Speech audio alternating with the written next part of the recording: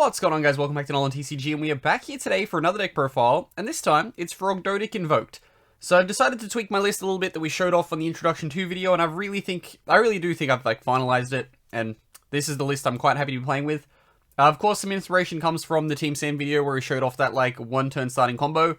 Did ultimately convince me to put the Dark one in because it's kind of necessary to do that as your kind of board you go with. But ultimately, I do feel as though the list that I've come up with is a bit more innovative, and you can do a lot more things with the deck. You do have hand rip options. You can also clear stuff out of your hand that becomes garnets. That's I found is the biggest problem with the deck, is that when you have the big snakes in hand, you need to find a way to get them out of your hand. And thus, I'm playing ways that hopefully can facilitate that and allow the deck to be a bit more consistent than the way it is normally. But before we do get started, as always, please remember to drop down below and hit that subscribe button if you are new here, because we are always happy to have new people on the channel. And let's get on into the deck profile. Okay, so starting us off for the deck profile, we have, of course, one copy of the Ogdoadic Overlord, your primary board wipe for the deck. I typically will summon this off, the Water Lily, if I am coming up against a matchup where I feel as though this is going to be a power card. The Tribute 3 is a bit rough, rarely will you be able to have those monsters on board for you to be able to distribute them all off, slap them down on board normally, so he is typically a Water Lily target. He doesn't come up all too much. It is actually something you can consider cutting if you do want to fit in space for more hand traps and stuff. But I felt as though still playing him at 1 is good just because he comes up in certain matchups. So it's a tech card. You don't necessarily always have to access him. He can be a brick in hand though. Then of course we have the 1 copy of Queen and 1 copy of King. These are typically what you'll be using in the matchups where you feel as though their effects can come up. Because you can hand rip quite a lot in this build. Sometimes, I believe it's Queen is the hand rip one. The add a card from deck to hand, yeah, you're ripping a card. No, that's the special. King. We get confused because they are the same thing. Sorry. Distractions aside. Next off, of course, we do have 1 copy of the Ogdoadic Curse. This is probably your best one. It is the Reborn. Of course, your opponent does get the Reborn back as well, but you typically want to be going into this on the first turn so that your opponent doesn't have a card engraved for them to access. Next off, the card that I really didn't want to put into this deck. It's the 1 copy of the Dark. Just the fact that if you get hand trapped, it just gives your opponent back so many resources, the reason why I don't want to be playing it. However, it is simply too good in that opening combos to be able to completely ignore.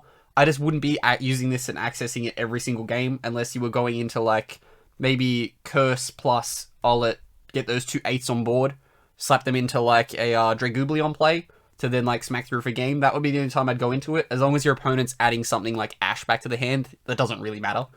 I do apologize as well if you can hear a dog snoring. My dog's a little bit sick, so she's sitting at my feet.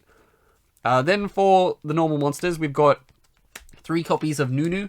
You just discard, summon this card back. Ultimately, card very, very good. It does lock you into snakes when you, I want to say lizards then. It does lock you into reptiles. Snakes wasn't even the right thing. When you summon it back from grave with its effect, so you do have to use it to go into the King of the Feralymphs. Doesn't matter though because you're rotoring. Then we are just playing the 1 copy of Nuya. This is typically the card you're going to be searching off your King of the Feralymphs anyway. So when you Nunu back and you have Alistair, you're going to search out the Nuya, and then the Nuya can get you the Curse, which then helps you combo off. Then we are just playing the 1 copy of Zohar as well. It just gives you that little bit more flex. It can get bricks out of your hand and get itself back to your hand, and just can overall give you something to be slapping down on board every turn. You are playing Invoked though, so typically you'll just be going normal summon Alistair. Alistair effect every turn. And of course, here he is. So we're playing the 3 copies of Alistair. This is your primary normal summon for the deck. You get your invocation. You do it every turn. We've been doing it for 4 years at this point, guys. You should know what Alistair does. Then we have, of course, our little tech package. We're playing 1 Darkest Diabolos and the 1 Leviair. The Darkest Diabolos can get you that free hand rip. Also, it's an 8. Again, both of these, hand rip and 8. Seems pretty good in the deck when you can rip 2 and then slap into, either a rank 8, or you can just, make a Verte. It's sad, but these 2 cards equal Dragoon. So does 2 of every other card in the game. So, yeah, sad. We do, of course, have those Dragoon package stuff, though. We've got the 1 copy of Red Eyes and 1 copy of Dark Magician. Then we get into our hand trap line. Of course, you can change this for, anything you want. We are just playing 3 copies of Nibiru, the primary, monster-based hand trap that we're playing. So, of course, yeah, you can switch these to anything that you find is helpful in your local meta. These are, of course, always a side-out option as well. Into our spells, we do have 3 copies of Magical Meltdown to help you search Alistair, so you can normal summon Alistair like we have been since 2016. Then we have the Invocation, that you search off the Alistair like we have been since 2016. Then we get into Snake Rain, a card that is finally good.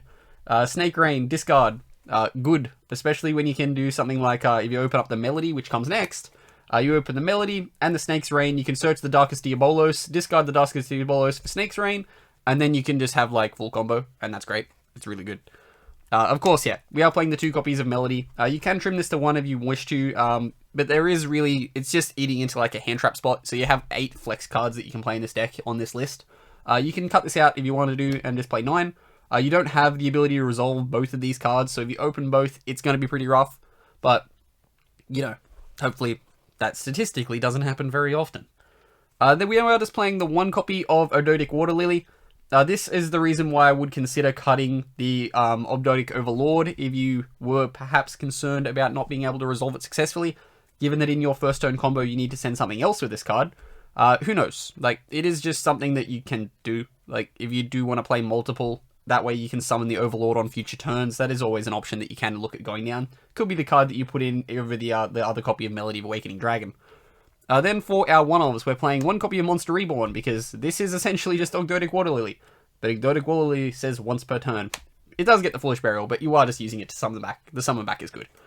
Then we have 1 copy of Called by the Grave to get rid of those pesky hand traps, 1 copy of Terraforming for our Magical Meltdown, and the 1 copy of Red Eyes Fusion. So these are our primary one-offs that we're going for our power spells. The Red Eyes Fusion, of course, important for making Dragoon. Then for the rest, we're playing 3 copies of Droplets. Again, this card can be cut for anything. If you want to go for budget options, you can cut the Forbidden Droplets from your deck. It's not 100% necessary. The reason why I feel as though it's good, though, is because you can use it to discard out those brick snakes out of your hand, and you can get them into grave where they are much better. And then, of course, rounding out the main deck, we're playing 2 copies of Talents, because if you get hand ripped, hopefully you can rip your opponent for 3, establish the king on board, and then the king can rip them again when they search, which is always good. You're going to have a fun time doing that, and your opponent's going to think you're great. Okay, next off we have the extra deck, and of course, starting us off is the 1 copy of King of the Feral Imps, the card that is super necessary to make this deck go round, because that card that says lock you to Reptile, your Nunu, then conflicts with everything else if you do not have the King of the Feral Imps to go into. Of course, I'm just playing the 1 copy of King of the Feral Imps, so that Nunu Revive can come back to bite you a little bit if you do decide to use it in future turns. However, it's not super necessary. Like, typically you'll banish your Nunu anyway when you're going through the combo, so 1 copy of King of the Feral Imps hangs out here. Then we have, of course, the Strenna package. We've got 1 copy of Hyperion, or Hyperton, and then we've got the 1 copy of Strenna. You tribute the Strenna, summon the rank 9. Rank 9 says negate.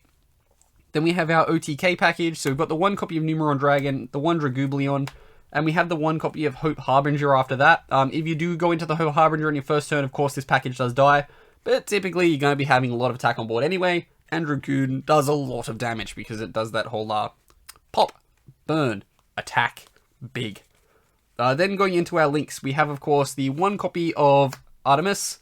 I found that Artemis sometimes isn't completely necessary in this deck, because you want to be tributing a Dark to trigger the card that is good, Darkest Diabolos, that card, the card that says Dark.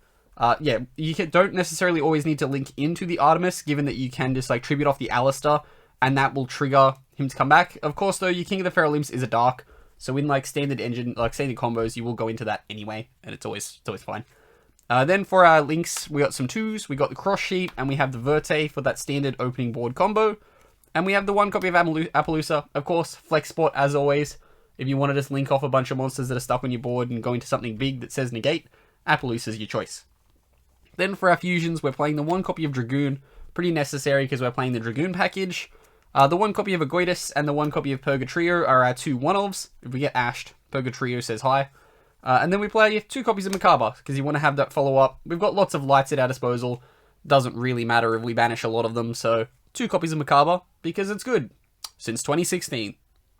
But that wraps up here for the deck profile for this one. So as always, if you do have any recommendations or things you would change, comment them down below as always. And yeah, I've been Ben from NolanTCG, and have a good afternoon, everybody.